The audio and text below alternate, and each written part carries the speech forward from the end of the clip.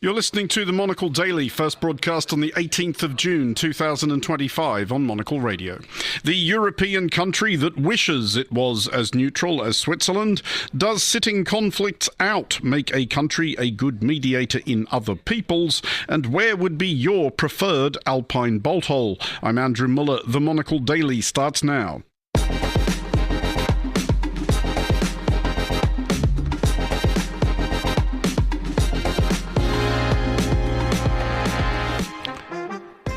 Hello and welcome to the Monocle Daily, coming to you from Studio 4 here at Duferstrasse 90 in Zurich. I'm Andrew Muller. My guests Benno Zogg, Juliet, Linley and Mark Dittli will discuss the day's big stories. We'll preview Monocle's imminent quality of life survey and speak to former Austrian Chancellor Sebastian Kurz about his new endeavours in cybersecurity. Stay tuned, all that and more coming up right here on the Monocle Daily.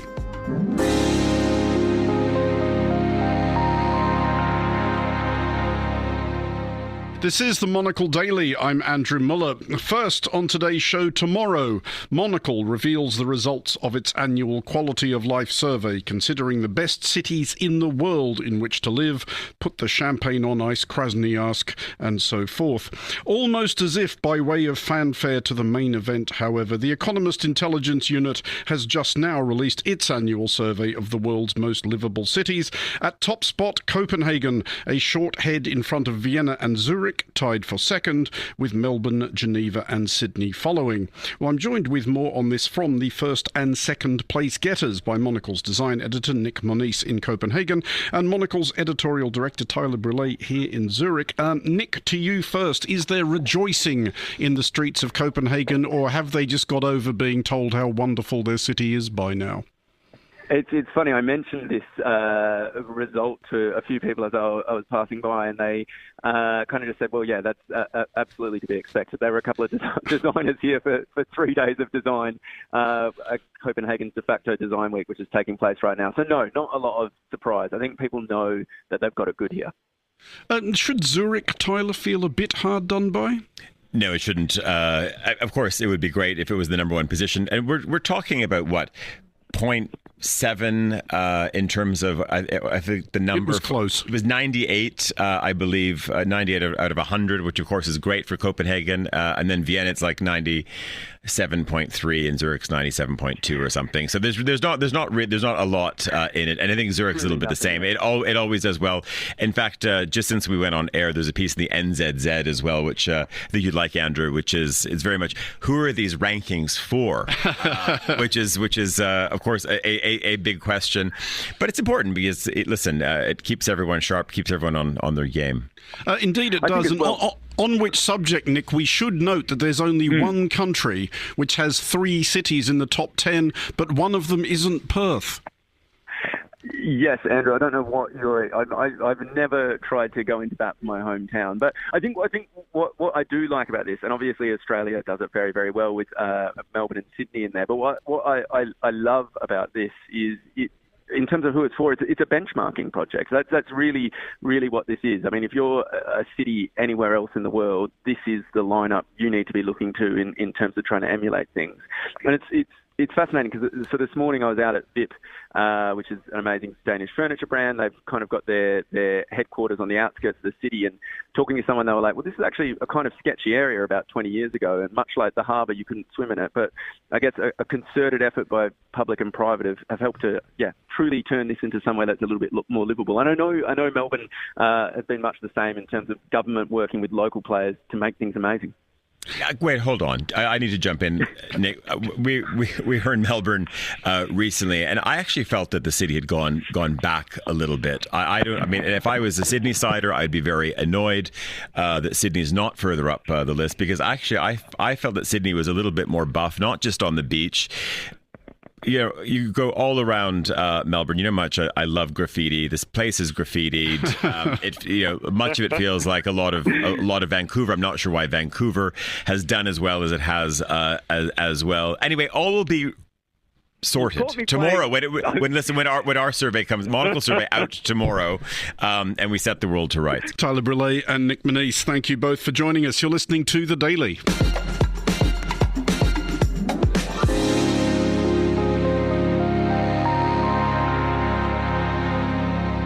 This is the Monocle Daily in Zürich on Monocle Radio with me, Andrew Muller. We are joined now by today's vast and sprawling panel. Benno Zogg, Head of Strategic Affairs and Foresight in Security Policy at the Swiss Ministry of Defence, Juliet Linley, the journalist, broadcaster and former Vatican correspondent, and Mark Dittli, financial journalist and founding partner of The Market. Usually at the start of introducing the panel, we say hello to the panel, which is 50% larger than usual. So we are going to have to keep this brisk. I will do it in reverse order. Mark, introduce yourself to the Daily's listeners. Hi. Thanks for the invitation. I'm Mark Dittli. I'm a financial journalist, have been for the past 25 years and still alive. And I'm the founding partner of The Market, which is an online platform which does analysis on global economics and financial markets. And Juliet, probably, I think, last heard on the Daily introducing the new Pope literally as he was announced. And apologies now for not giving you further than 20 seconds to think about what you were about to say. But other than introducing the Pope to our listeners, what have you been up to? What have I been up to these last few days? Nothing to do with Vatican affairs. I was in London watching Hamilton. The musical. The musical. All about Alexander Hamilton. And I'm familiar with the broad strokes of the plot line. Did you enjoy it? I actually did very much. Loved the dancing men. Loved all the bangs and the crackers and all of that. And thoroughly enjoyed how it meshed history and a bit of fiction in there at the same time. I will, of course, never know because it's a musical. And Benno, you are a familiar voice to our listeners, but you have a new role. How are you able to sum that up? Thank you. I won't repeat my job title because that will take all the 20 seconds. Well, exactly. And it'll be thanks for listening. Goodbye. Working for the Swiss Ministry of Defence in all kinds of security policy, strategic affairs and foresight and such has been a few busy 2.5 to 3 years in that role. It's been a time of where Switzerland had to redefine its role in European security, how we're affected by it, what our threat perception is, and so on and so forth. It's been super interesting for all the wrong reasons. Well, we are going to start with the concept for which Switzerland is arguably most famous, if one discounts the idea of putting birds in clocks. Neutrality. Switzerland has not been obliged to defend an invasion since France had a pop in 1798, hasn't really been in a proper fight since a brief domestic dust-up, the Sonderbund War in 1847, and has been such an obdurate non-joiner that Switzerland didn't even take a seat at the UN until 2002. It now seems that at least one other European country is looking on this record with some envy. Slovakia, currently a member of the EU and NATO, whose Prime Minister, Robert Fico, has suggested that neutrality would benefit his country. Well, by way of teeing this discussion up, at last week's GlobeSec Forum in Prague, I spoke to a former leader of another of Europe's remaining wallflowers, Sebastian Kurz, former Chancellor of Austria. I asked if the last few years had shifted his views on neutrality at all. No, my view has not changed. The Austrian neutrality is part of our constitution. It's nothing that's going to change from my perspective. And look, being military neutral doesn't mean that you have no opinion. So Austria is member state of the European Union. Austria supported all the sanctions decided against Russia, for example. So being militarily neutral doesn't mean that you cannot be helpful on other fronts when it comes to sanctions, for example. And Austria also always played a strong role in peacekeeping missions, which is, from my perspective, also a way to contribute globally. But you don't think that's likely to change at all, even though the rest of Europe, certainly since the Munich Security Conference, seems to have started taking the United States seriously, that the United States believes that Europe is going to have to look after itself? Is there not, is remaining neutral amid a rearming Europe not likely to occasion an amount of resentment from your European partners? Well, there are also ways to work together within the European Union, which has not always be related to NATO. So, look, I'm not in government anymore, left 3 years ago, so not my decision. But if you ask me if Austria will stay a neutral country militarily, I think yes. That was Sebastian Kurz, former Chancellor of Austria, speaking to me in Prague last week. We will have more of that interview later in the show. Benno, we'll start with you, and we'll start with this pitch that Robert Fico, Slovakia's somewhat contrarian Prime Minister, is making for scarcely imaginable reasons. Is it something a country can just decide to do at this point, do you think? Just to decide, actually, we're out of all this, we're going to be neutral, leave us alone? I'll give you a very Swiss answer, which is yes and no. You can declare neutrality from one day to the next. You can announce that in all kinds of shape and form. But what is it worth if it's not recognized by other countries, if it's not considered valuable by ideally your neighbors, and so on and so forth? And talking about the case of Switzerland, by the way, there's still a few neutrals out there, and they all are neutral in all kinds of different ways and for all kinds of different reasons. But talking about Switzerland, it starts with a security need. You choose neutrality in whatever form or however you declare it as a tool for your security. You assume if you declare neutrality, you're probably less likely to be attacked by others, whoever that may be, or less likely to disintegrate for all kinds of reasons. For Switzerland, it was both. There was a threat that our more powerful neighbors who happen to speak the same language we do, it used to be the French Empire, it used to be the German Empire, the Austrians and so on, might drag us into their wars. But also that in the wars that are already happening, allegiances by Swiss populations may be in all kinds of ways. And also that we may be invaded. It being in the center of Western Europe, invasion of Switzerland, it has happened in the past and could have happened at the time. So around 200 years ago, it was decided that it's probably best for our security if we stay out of these wars and declare neutrality. But then when the real work started, which meant that all these powers and others had to recognize that neutrality, and they only quite do that if it's useful to them in all kinds of ways. It was useful for them at the time to have some kind of a neutral buffer among them, between them. That can help.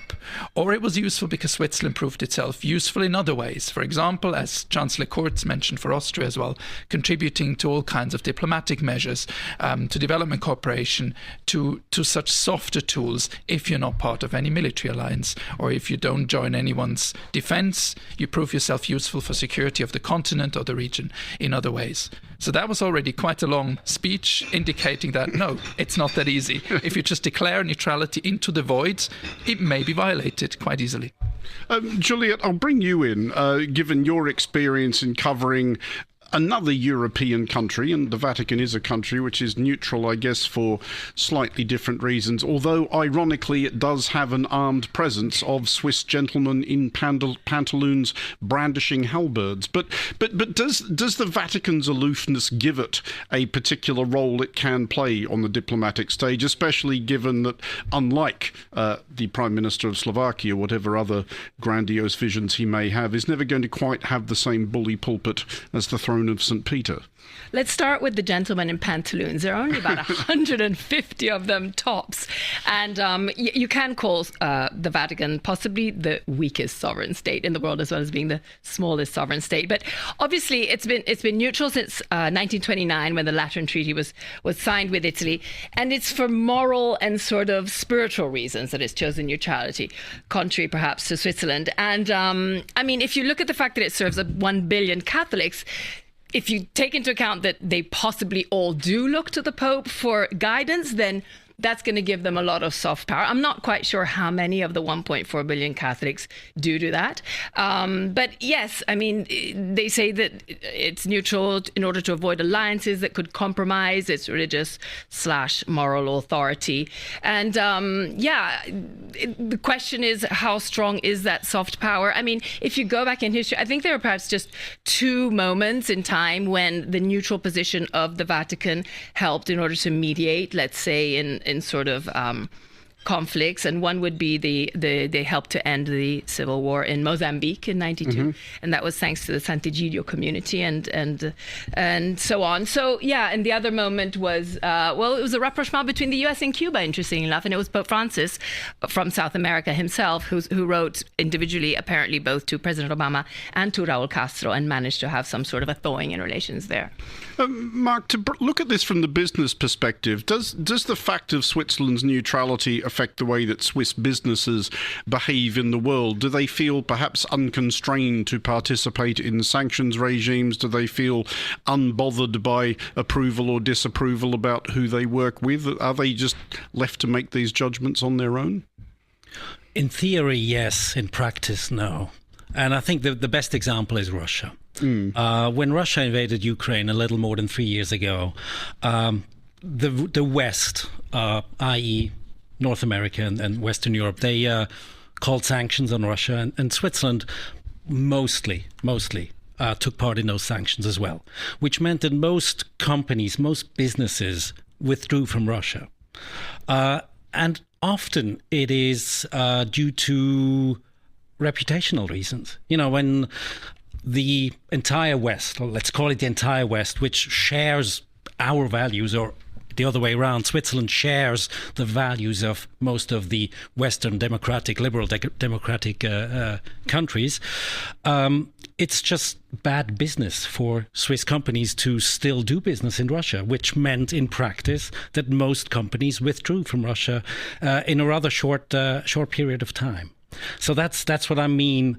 Whenever there is a broad consensus on sanctions, like the case of Russia shows, Swiss businesses usually withdraw then too, just for reputational reasons. We are about to move on to, I guess, a neutrality adjacent topic, but just before we get off this one, I want to come back to you quickly, Benno, and just ask whether you think that Swiss neutrality is set absolutely in stone, because you don't need a long memory to recall a time at which Finland would have been surprised to think that it would become a member of NATO, and Sweden would have been utterly astonished. Quite true. I think that's a very recent case that shows neutrality can adapt and can change and can be abandoned. Switzerland could legally abandon neutrality, of course, if it chooses so. It goes back to the idea that neutrality is an instrument that's supposed to protect you, that's supposed to maintain your security. If there's all kinds of circumstances that need other considerations, then a country is free to do so. Even while still upholding neutrality, because Switzerland overall assesses that it still does serve both our security and security of our neighbourhood, still the perception of neutrality, how it was applied, how it was lived, what kind of politics it implied, has changed over the decades. And that's still the firm opinion of the government that this can and should and will change in the future as well, depending on circumstances. Hence, as Mark has indicated, Switzerland has adopted sanctions on Russia almost the day after the invasion, because it's quite clear who is an aggressor, who is a victim, and what kind of values, norms and rules have been violated. These are the very ones that we uphold as well and that we rely on for our security. This, of course, brings about a certain difficulty. It is that neutrality, or the law of neutrality, which is 100 years old, doesn't indicate exactly how you're supposed to behave as a neutral state. You have to define this kind of politics, make it credible, and again, make yourself useful. And this even means in this day and age that Switzerland in security and defense cooperates with many of its neighbors, with NATO, with the EU, within the limits of neutrality. We don't enter any defense commitments, but we cooperate, we exchange, because we're in the end exactly where we are located. We need partners, otherwise our defense isn't credible. And that creates a tricky and often disputed kind of policy that one chooses. Well, we will stay sort of with the subject of neutrality, because one benefit it theoretically confers is a position on the moral high ground from which one may dispense wise and impartial counsel to more querulous nations. Switzerland has been a serial mediator in conflicts all over the world, a prolific host of international institutions, and a conduit between countries which do not officially speak to each other. In Iran, for example, Switzerland has served since 1980 as the protecting power for the United States and performed similar roles for Iran in Canada, Russia and Georgia in both directions, Ecuador and Mexico ditto. And Juliet, there has been examples of the Vatican serving a similar function on the grounds that very few countries are really all that unhappy to see the ambassador from the Holy See. But I just wanted to pick up earlier on what you were saying about how the Vatican is possibly the world's most powerless state. Or actually, I reckon the Swiss Guards would have a chance against San Marino. I would have money on them in that specific instance. But they are, of course, led by somebody with that colossal soft power reach who speaks, if you're that way inclined, with the authority of God. Has the Vatican been a good mediator or a good, I guess, referee in other people's conflicts? Well, look, I mean, if you want to look at most recently, certainly one of the cardinals who was nominated, who was amongst those papabili in the conclave, Zuppi, he was very active in bringing home Ukrainian prisoners from Russia to Ukraine. So that's the most recent example, for instance. But I mean, let's be perfectly honest, as you said, yeah, spiritual power, but I don't think enough world leaders are such practicing Catholics that when the Pope tells them just sit down, stop fighting, that's it. And then you've got this recent interview by the Israeli ambassador to the Holy See, Yaron Sideman, who gave it to, I think it was Crux Media, one of the Vatican outlets. And he was kind of saying, you know, the Pope can make a difference. But then when pushed, he kind of said, well, I'm not sure if mediator would be the right word, but I think that the moral voice of the Holy Father is critically important. But he was very much saying, you know, it's a question of right versus wrong, good versus bad. Clearly, Israel is the good, Iran is the bad. So you're getting into a whole, it's murky waters. And I allow me, if despite my faith, I am to say to you, I don't have great hopes that it's going to be Pope Leo who's going to sit them down to the negotiating table and stop what's going on at the moment between Tehran and Tel Aviv. Just to follow that up quickly, though, Juliet, because obviously Pope Leo follows a pope who was very keen on the Pope as diplomat. Francis travelled broadly and indeed far beyond the Catholic realm. Do you get any sense yet of what Pope Leo sees his role on the world stage as being? Well, he's been very outspoken on bringing up the different conflict areas and obviously calling for peace and for mediation. I haven't got insight into specifically what he is going to do other than just in every blessing that he gives, call for world peace and so on. But it is an interesting thought, and I think he needs more time. It's only he's still in the initial months of his papacy. Mark, I mentioned introducing this bit, Switzerland's role as a host for international institutions. Does it perform a similar role for international businesses? Is its condition of neutrality seen as something that makes it an attractive headquarters, or do businesses prefer to establish themselves here for perhaps more venal reasons? It is one factor, but it's not an important or not among the most important factors, I would say. Other factors are much more important, you know, skilled labor, an interesting tax regime, and so on. Neutrality per se, as a factor to have a European headquarters or even a world headquarters here, is not big.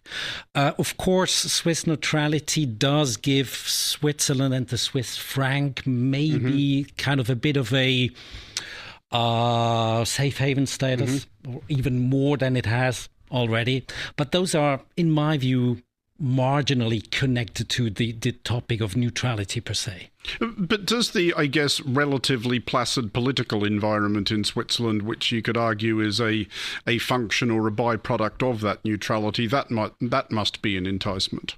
I mean, a stable political environment. That's very important.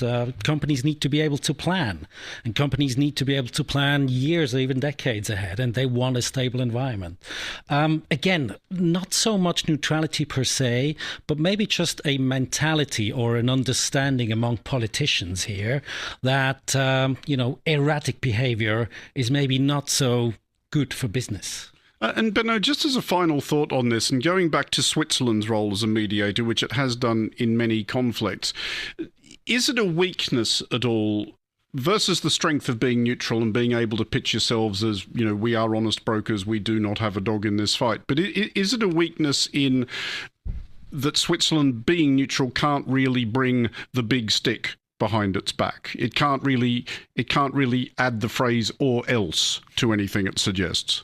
There's many different perceptions of what diplomacy and mediation is. Some of it is power diplomacy, where you do need a stick, where you do need certain stakes, where you do need to be an involved actor. And then we're looking to the likes of Turkey, who convene.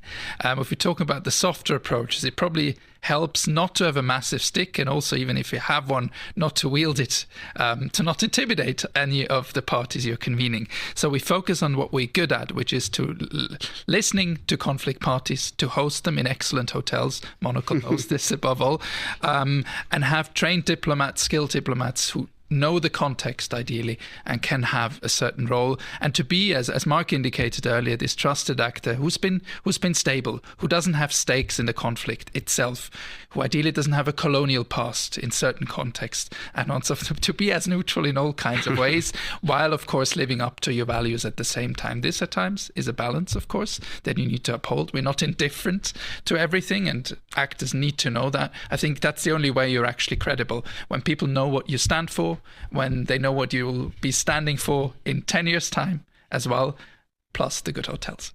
Well, staying in Switzerland, and it is indeed likely that the visitor to its lakes and mountains and the functional railways which link them will at least entertain thoughts of staying in Switzerland. What we hope to do now is take a look at the state of Alpine property, and if there is any hope for listeners not presently blessed with wealthy, elderly and promisingly infirm relatives. Let's hear first of all from Maciej Skoczek, who's a senior real estate economist for UBS Global Wealth Management.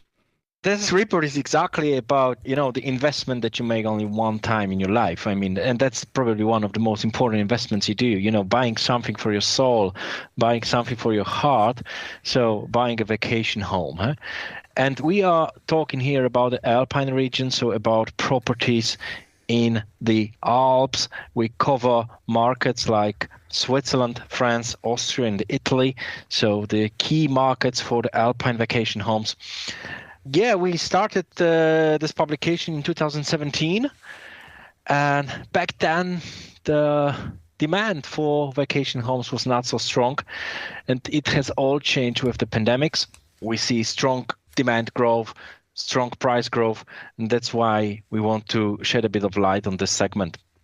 Let's talk a little bit about price levels then, and it seems a bit glib, but I'll ask you, who came out on top this time? You mentioned some of the markets, and even within those, it's always kind of competitive, I guess, in a way, to see where the price levels are highest. Who was top of the tree this time, Maciej?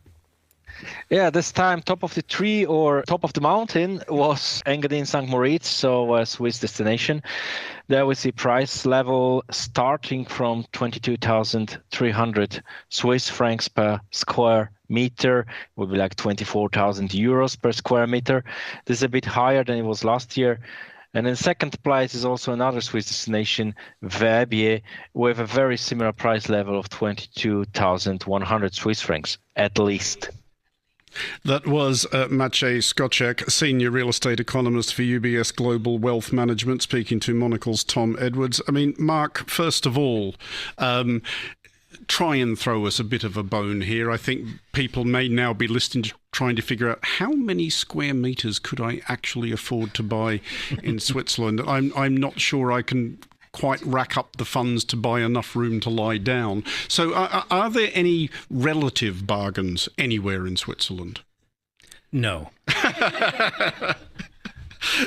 I thought you might say something along those lines. Let me rephrase that. Are there any regions which are slightly less outrageously expensive than most of the others? Yes, there are. Hurrah. I mean, basically there are the posh mountain resorts, the St. Moritzes, the Zermatt, and so on. Forget about the prices there. I mean, at least for people like us, the train has left a station a long time ago. Then there's the urban centres, Zürich, Geneva, Basel, Bern. Very difficult. And of course, then there are the rural areas which are not quite in the mountains, but not in the urban centres. The Jura, for example, which is in the northwestern part of Switzerland, or in the northeastern part of Switzerland. There, okay, prices are not that outrageous yet, but they're still high.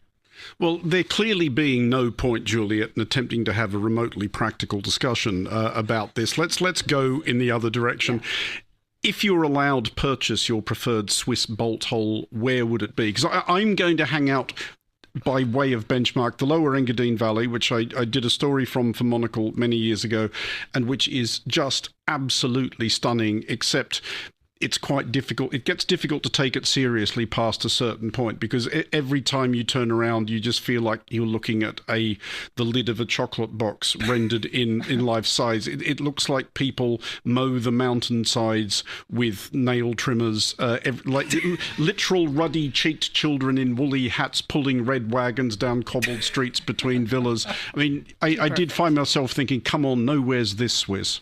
But I did like it. But you did enjoy it. Too perfect. No, but actually, I moved here from Italy, and I used to think Cortina d'Ampezzo was incredibly expensive. Now, if I'm looking at this wonderful report by UBS, it costs half of what it would cost me to buy something in St. Moritz. So I'm skipping Switzerland completely. I'm skipping over to the Dolomites, where we always thought, oh my God, to own something in Cortina, incredibly crazy. But the other thing I always worry about, all these fabulous people who have bought fabulous mountain chalets and stuff, what with global warming, right? You're going to have a mountain chalet, but you can't even ski. So then I looked up the coldest ski resort on the planet. Mm-hmm. Guess. I'm guessing not in Switzerland. Definitely not. You got to go really far. Greenland? Jammu and Kashmir. Okay, Gulmarg. This is it. There might be reasons why that's a relative bargain, Juliet. But yeah, no melting glaciers. That's the reason. Clearly, that's apart the from upside. Okay, maybe peace and security and safety. But there you go. I did my research on that front. Okay, so Benno, close us out here with at least some constructive suggestions, because so far all we've got about where to buy an Alpine bolt hole in Switzerland, we have Mark saying you can't because they're too expensive. We have Juliet saying you should just buy in Italy or Jammu and Kashmir. Where would you recommend? Oh, good Lord. My relatives are both healthy and not very wealthy. So these are two pieces of bad news for my own real estate investments. So on that note, I have to declare neutrality on that. Oh, Benno. A very, very Swiss answer. We would have expected nothing less. Benno Zogg, Juliet Linley and Mark Dittli, thank you for joining us on the Monocle Daily. Finally on today's show, as promised earlier, more from our interview with the former Austrian Chancellor Sebastian Kurz at last week's GlobeSec Forum in Prague. Kurz is now co-founder and president of Tel Aviv-based cybersecurity outfit Dream, a joint venture with Shalev Julio, previously CEO of NSO Group, developer of the controversial spyware Pegasus. I began by asking Kurz about his time in government and whether he felt kind of powerless in the face of technological advancements elsewhere. Frustration, but a lot of appetite to be part of this transformation. So if you ask me, I think the best way to deal with all that new technologies and these big breakthroughs that are happening is not to just think about how to regulate it. I think there is enough and sometimes by far too much regulation in the EU. And on the other hand, when it comes to AI, countries like the US are far ahead. So from my perspective, it's absolutely wrong for governments to be afraid or to be frustrated about the power of AI and the change that is going on. The only way to think about it is how to use it for your country, how to use it for your people, and how to be competitive in this changing world. Is this drawing on that idea that the United States innovates and Europe regulates? Does Europe need to think differently about this kind of stuff, do you think? From my perspective, definitely, because if you look back, Europe was leading in so many industries in the past, and if you look at the most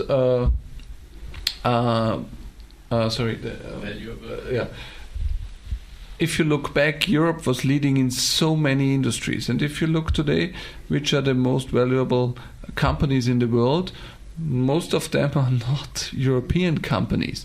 So, of course, when it comes to AI, other places in the world, especially the US, are far ahead.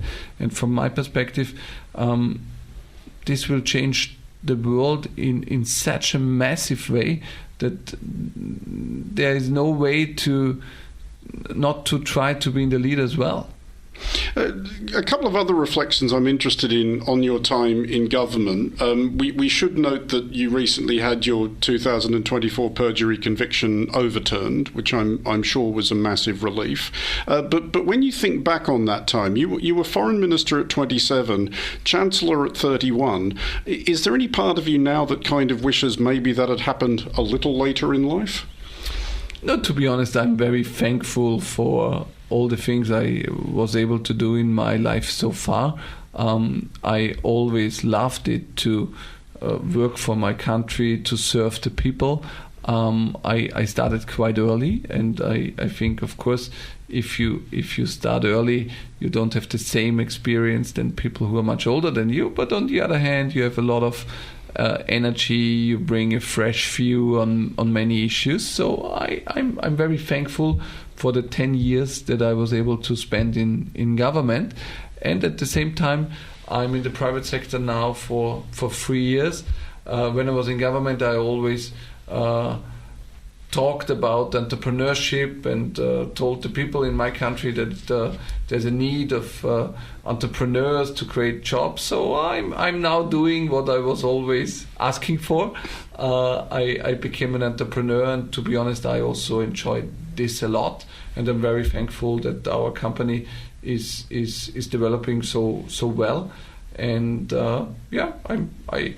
I liked politics, but I also enjoy what I'm doing now. Are there weaknesses inbuilt in allowing youth into politics or encouraging youth into politics? Do you feel, I guess, like now, like you know things that you wish you'd known at the time?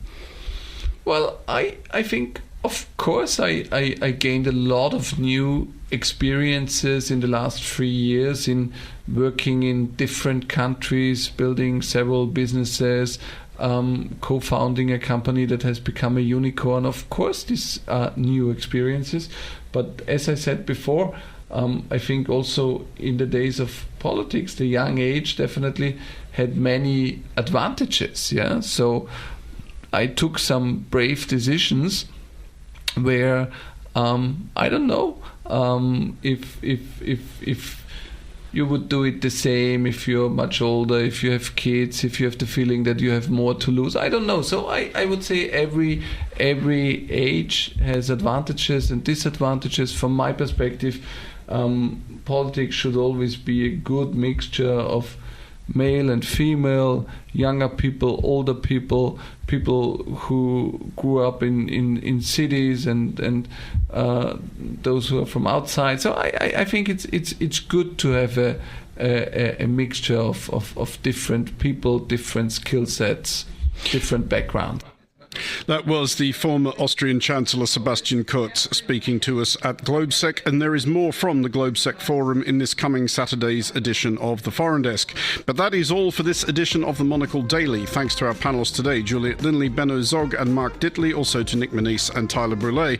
Today's show was produced by Chris Chermak and Desiree Bandley and researched by Henry King. Our sound engineer was Elliot Greenfield with editing assistance from Faith Eden. I'm Andrew Muller here in Zurich. The Daily is back at the same time tomorrow. Thanks for listening.